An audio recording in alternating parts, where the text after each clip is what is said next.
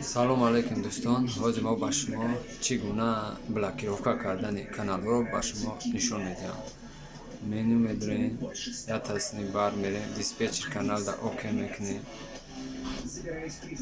پیش از اون که ما برادر رو بلاکировка کنیم ابو کانال را میویم. سر کانال های بزیبان 18 پلوس ابو را میویم.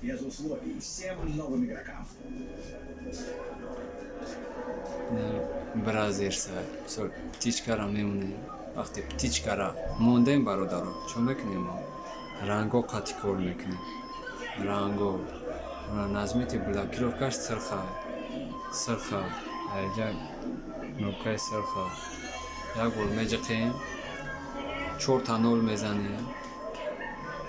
الکی یک بار دیگه میجقیمش نوکای سرخه. نه برادرها این بود چگونه بلاکировка کردن کانال ها با خود در کانال باشید.